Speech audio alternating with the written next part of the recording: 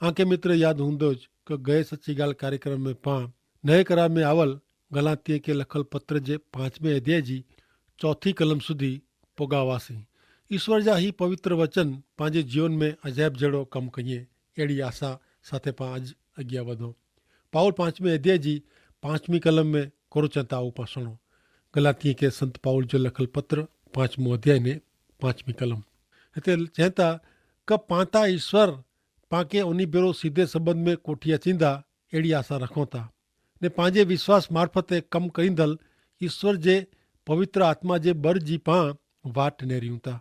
ईश्वर पाके उन भेरा सीधे संबंध में रखंदा अहिड़ी आशा। ही बाबति गलातीअ के पत्र में हिकिड़ी मात्र भविष्यवाणी आहे, आगाही आहे, भविष्य कथन आहे।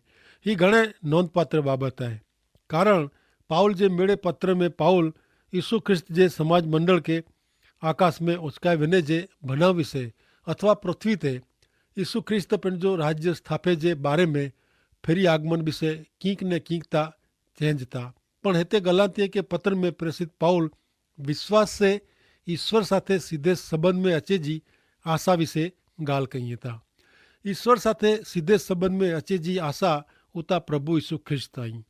ही आशा घणे आशीर्वादित आहे ने ईश्वर साथे सीधे संबंध में अचेला यीशु ख्रिस्त के मार्ग बनायो आहियूं। हाणे प्रेसित पाउल मुंहिंजी समझ प्रमाणे ही नंढी आगाही हिते एतिरेला कईं था कि हिन जीवन में त विश्वासी संपूर्णता मेळवी सके वारा नहीं, संपूर्णता जे स्थान सुधी पुजी सके वारा नहीं ऐं संपूर्ण थी विया आहियो अहिड़ो वीचारणो उहो जी अपूर्णता आहे।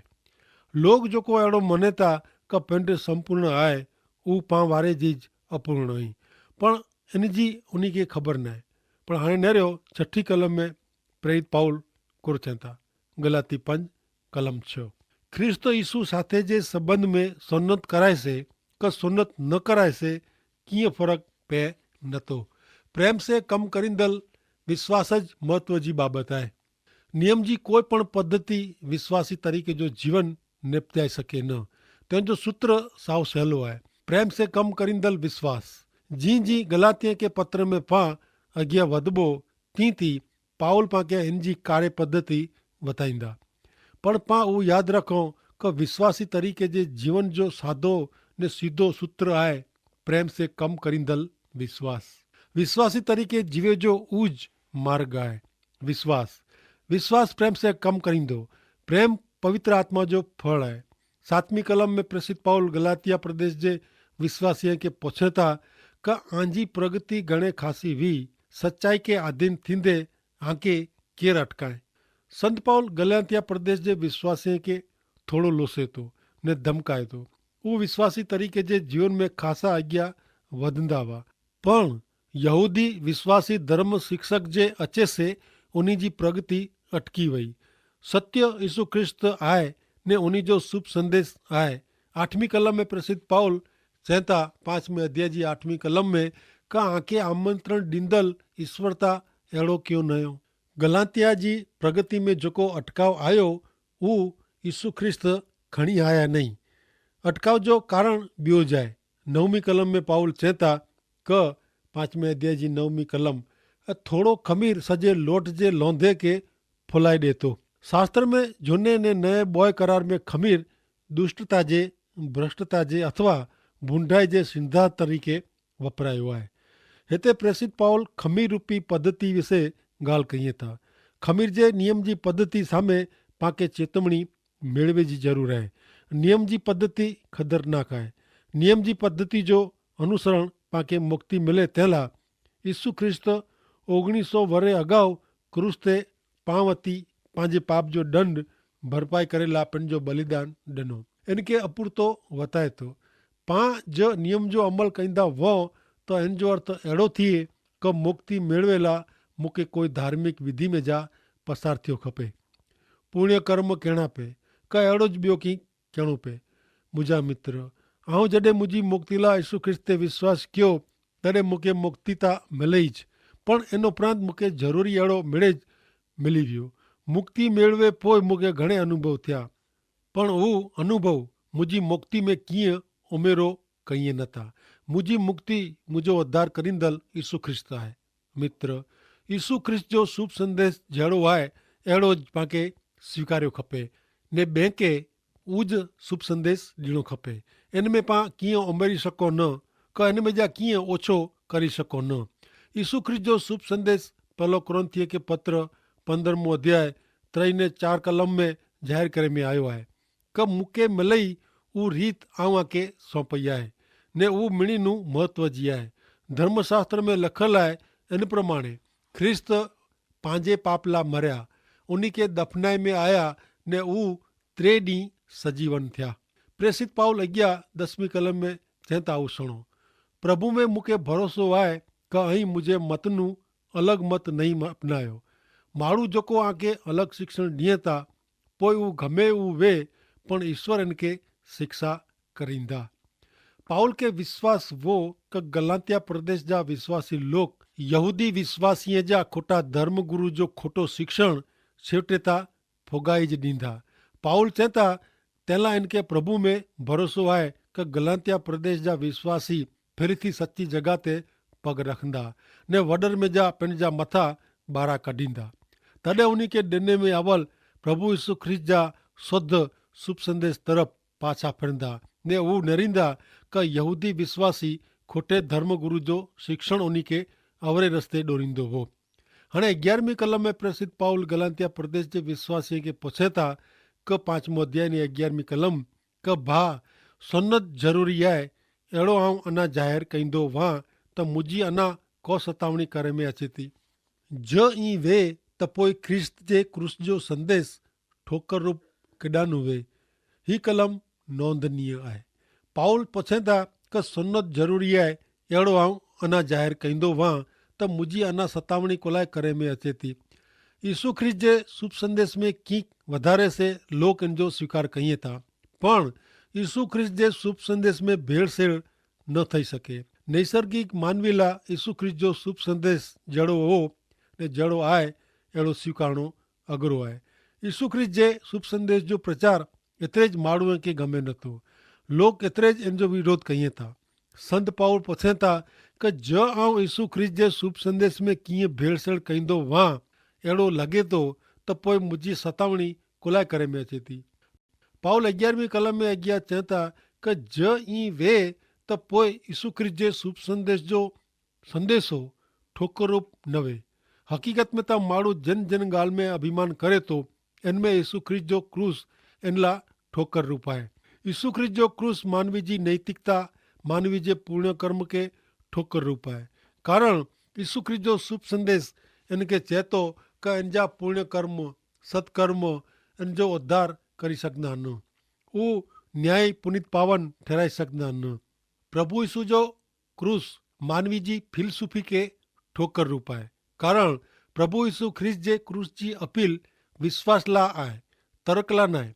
यीशु ख्रिस्त जो क्रूस मानवी जी संस्कृति ने परंपरा ला ठोकर रूप आहे। कारण यीशु ख्रिस्त जे क्रूस जो मर्म बच्चे जहिड़ी बुद्धि वारे वटे खुलो थिए थो। यीशु ख्रिस्त जो क्रूस माण्हू जी जात ला इन जी नात ला ठोकर रूप आहे। कारण ईश्वर गरीब ने नम्र माण्हू के पसंद कईं था। यीशु ख्रिस्त जो क्रूस मानवी जी इच्छा ला ठोकर रूप आहे।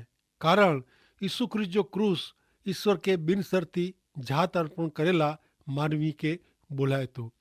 यीशु ख्रिस्त जो क्रूस मानवी जे अभिमान ला ठोकर रूप आहे। कारण यीशु ख्रिस्त जो क्रूस मानवी जे हृदय जी पाप वृत्ति खुली करे थो। यीशु ख्रिस्त जो क्रूस मानवी के ठोकर रूप आहे। कारण यीशु ख्रिस्त जो क्रूस मानवी के चए थो कि मानवी के नवेसरनु जन्म ॻणिणो खपे। अति धार्मिक अहिड़ा निकोदेमस ना जे फरोसी के जॾहिं अहिड़ो चेमे आयो कि इनके नवेसरनु जन्म ॻणिणो खपे तॾहिं इनके उहा ॻाल्हि लॻभॻि इन जे अपमान जहिड़ी लॻंदी हूंदी। यीशु ख्रिस्त जे शुभ संदेश जी सचाई ओछी करे जो प्रयत्न करी जा न, अने इन में भेड़सेड़ करी जा न, इनके बदल जा न। कारण इनमें यीशु ख्रिस्त जे क्रूस जी ठोकर समायली आहे। यीशु ख्रिस्त जो शुभ संदेश समझीने जंहिंखे स्वीकारे जी ज़रूरु जणाए उहो इन जो स्वीकार करींदा। हाणे सतावणी साबित कंदी हुई कि प्रसिद्ध पाउल यीशु ख्रिस्त जे शुद्ध ने सचे शुभ संदेश जो प्रचार कंदो हो।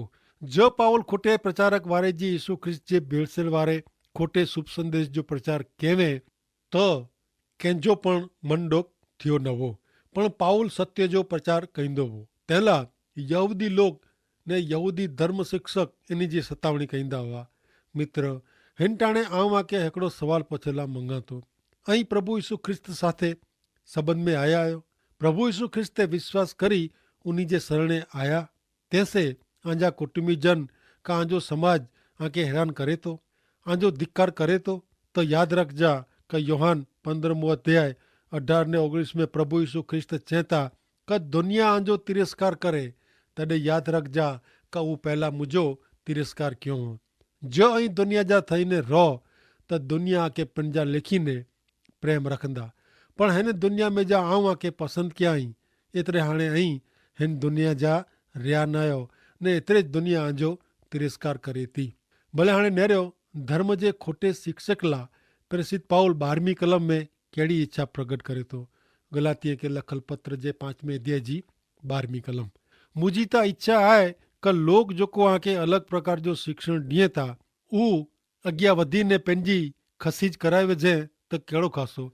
पाउल इच्छे था कि धर्म जा यहूदी खोटा गुरु उन्ही विचा अलॻि थी वञे।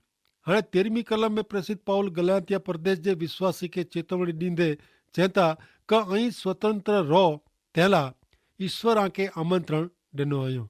आंजी स्वतंत्रता आंजी शारीरिक इच्छा खे बूंढाई जे मार्गे खणी वञे जो बहानो न बनी वञे, इन जो ध्यानु रखो। इन जे बदिले हिकिड़े ॿिए जो प्रेम आके सेवा कंदे सिखाए। विश्वासी तरीक़े जो जीवन जीवे जो प्रयत्न करे जी 3 पद्धति आहे, जंहिंमें 2 पद्धति नकामी आहे, असफल आहे। पहली पद्धति नियम जो अनुसरण करे जी आहे। संत पाउल इन विषय चर्चा कंदे आया आहिनि। ॿई पद्धति परवाने जी आहे। परवाने वारे जीवन में रोमन के लखल पत्र जे 6 अध्याय में पाउल इन जी चर्चा कई आहे। ईश्वर जी कृपा से पंहिंजो उद्धार थियो, पोइ कोरो पाप में जीवे जो चालू रखी सको? जरा पण न। ईश्वर अहिड़ो कोई परवानो का लाइसेंस ॾिए नथा। कोई पण माण्हू पाप में जीवे जो चालू रखीने विश्वासी हुई सके न। हा, पाप में कदाच पई वञिजे पण विश्वासी इन में जा ॿाहिरां अची वञे थो। ओॾाओ छोकिरो भूंड के रखे जी जॻह में पुॼी वञे पण उहो हुते पंहिंजो रहठाण बनाए नथो, उहो होॾानो खसी वेंदो। विश्वासी जीवन ना त नियम जो अमल करे जो जीवन आहे कि न परवाने वारो जीवन आहे। ॿोए में जा हिकिड़ो पण न आहे। हाणे विश्वासी तरीक़े जो जीवन जीवे जी 3 पद्धति आहे, उहो स्वतंत्र जीवन जी पद्धति आहे। प्रसिद्ध पाउल हिन अध्याय जे बाक़ी जे भाग में मुक्त जीवन स्वतंत्र जीवन जीवे जी कार्य पद्धति सम्झाईंदा। नियम पालन जी पद्धति वारो जीवन बाइबल जी ॾोआज्ञा अथवा नियम उपरांत ॿिया घणे नीति नियम जो अमल करे जो सिखाए थी। अहिड़ा नीति नियम जणाइए था कि ऐं किथे वञी सको, किथे न वञी सको, कोरो करी सको, कोरो न करी सको, वग़ैरह वग़ैरह।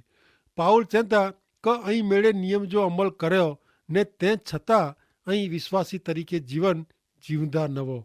घणे अहिड़ा पण लोग वहनि था जेको स्वच्छंदी पिन खे मज़ा अचे अहिड़ो फावे अहिड़ो जीवन जीवे था ने पिन खे विश्वासी लिखाइए था। विश्वासी जो जीवन स्वच्छंदी पंहिंजी इच्छा प्रमाणे न आहे। स्वच्छंदी जीवन जीवे वारा नियम पालन करी जीवे वारा जेतिरा ज अंतिमवादी आहिनि। विश्वासी जीवन इन में जा जो हिकिड़ो पण जीवन न आहे। विश्वासी जीवन ता प्रभु यीशु ख्रिस्त में मिले तो उहो मुक्त जीवन आहे। पाउल चेतवणी ॾिए था कि आंजी स्वतंत्रता आंजी शारीरिक इच्छा के बूंढाई जे मार्गे खणी वञे जो बहानो न बनी वञे, इन जो ऐं ध्यानु रखो। विश्वासी जे हक़ में ईश्वर जी कृपा जो शुभ संदेश पूरो करे थो। उहो कृपा आहे, नियम न आहे। पाके की खोटो करे से जेको बचाइए था, मुक्त कईए था, उहो ईश्वर जी कृपा आहे, नियम न आहे। पाके जेको ख़ासो करेला वारीअ था, उहो ईश्वर जी कृपा आहे, नियम न आहे। ईश्वर जी कृपा पाके पाप करे जो लाइसेंस ॾे नथी, पण पाप नू छोड़ाए थी, स्वतंत्र करे थी, मुक्त करे थी। विश्वासी के ईश्वर के प्रसन्न करे जी इच्छा रखे जी आहे, हिकिड़े गुलाम वारे जी न। फरज पई तैसे न, नियम जे कारणे न, पण विश्वासी ईश्वर जो संतान आहे ने हू पंहिंजे ईश्वर पिता खे प्रसन्न करेला मंगे थो। तंहिं लाइ विश्वासी ईश्वर जेको इच्छे था हू करे थो। एतिरे लाइ न क दुश्मन वारे जी हू ईश्वर जी इच्छा विरुद्ध कंदे ड्रिजे थो, पण ईश्वर इन जा मित्र आहिनि, इन जे कारणे हू अहिड़ो करे थो। ईश्वर इन खे प्रेम कईं था ने विश्वासी ईश्वर जी सेवा करे थो। एतिरे लाइ न क अहिड़ो करे जो इन ते ॿारनि नियम जो कोई दबाण आहे, पण हृदय में आहे उन महान सिद्धांत जे कारणे हू अहिड़ो करे थो। इन में आहे हू यीशु ख्रिस्त जो जीवन। पाण ईश्वर खे प्रेम कयूं था, तंहिं लाइ उन जी सेवा कयूं था। प्रभु ख्रिस्त खे आधीन थिए जो मुख्य पायो उन पर जो पंहिंजो प्रेम आहे। यीशु ख्रिस्त साथे पाण खे प्रेम जो संबंध आहे।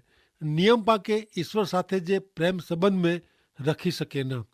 શરૂઆતનું જ નિયમ નકારાત્મક आहे। નિયમ से નકારાત્મક ભલાઈ ઉત્પન્ન थिए थी। अॼु घणे लोग अहिड़ी नकामी ने नकारात्मक भलाई वारा वहता। नकारात्मक भलाई हकारात्मक भलाई સુધી पुॼी सघे नथी। जंहिंमें ईश्वर खे प्रसन्न करे जो प्रेम पाण खे ईश्वर खे पसंदि पे अहिड़ो जीवन जीवे जो सेखारे थो ने तंहिं लाइ ज़रूरी शक्ति ॾिए थो। भले मित्र ऐं मञा थो क ऐं यीशु ख्रिस्त जे शरणे अची ईश्वर खे पसंदि पे अहिड़ो आशीर्वादित जीवन गुज़ारींदा। त आगे मुंहिंजी नम्र विनंती आहे कि अॼु पाण जेको सोयो इन जो ऐं लंबाणपूर्वक मनन करी जा, वीचार करी जा का आके जेको सत्य मिलियो आहे ने इन जो ऐं अनुपण કરીને ईश्वर खे ऐं मेળવી सघो था ने ईश्वर जी इच्छा प्रमाणे जो आशीर्वादित जीवन ऐं गुज़ारी सघो था। पण ज़रूरु आहे आके मनन करे जी, वीचार करे जी, लंबो वीचार करे जी ने તે માટે ઈશ્વર પિતા હંમેશા પાણ खे સહાય કહીએ था ने जो पाण ईश्वर पिता वटि मंगो त ज़रूरु ईश्वर पिता पाण खे ॾिए था। प्रभु जो वचन आहे कि जेको मंगे थो इनखे मिले थो। त पाण ईश्वर वटि मंगो क ईश्वर पिता आंजा अजाइब जहिड़ा वचन सम्झे जी मूंखे समझ शक्ति ॾियो कि જેથી કરીને આઉં આके ઓળખી સઘां ને આજો સ્વીકાર કરી સઘां। અને તंहिं लाइ ईश्वर पिता आके आशीष ॾियो। आमीन।